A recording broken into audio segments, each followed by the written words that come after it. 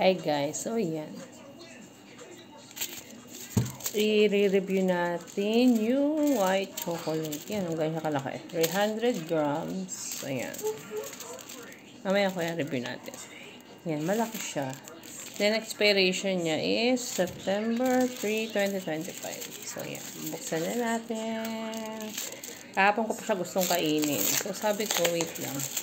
Kailangan natin siyang reviewin bago natin siya kainin. So, yan. Bubuksan na natin siya. May foil pa siya sa loob pag minuksan.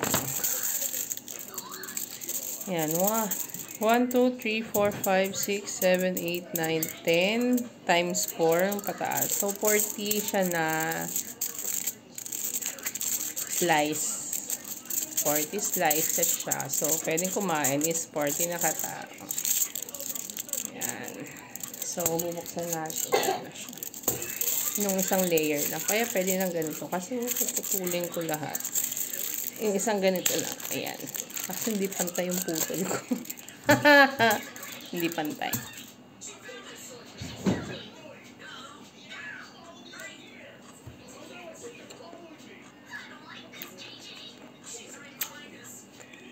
Ang sarap.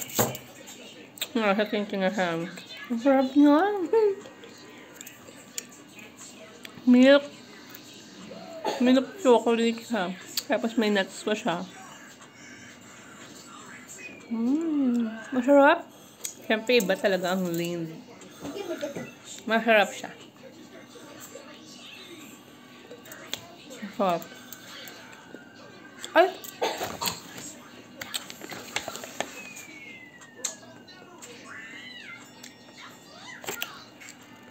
Meron pa siyang ano.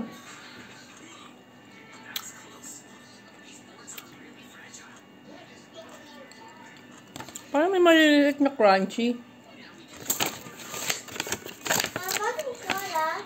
Si. Yay!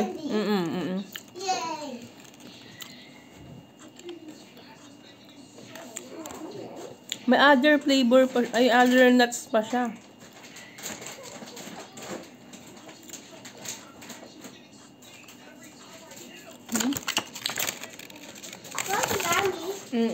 Crunchy. Sarap niya.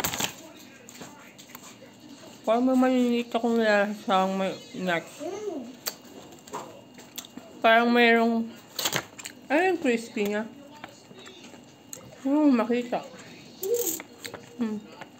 Kaya masarap siya. Sarap. Parang hindi lang almond yung laman niya. Mayroon na nalasahang maliliit.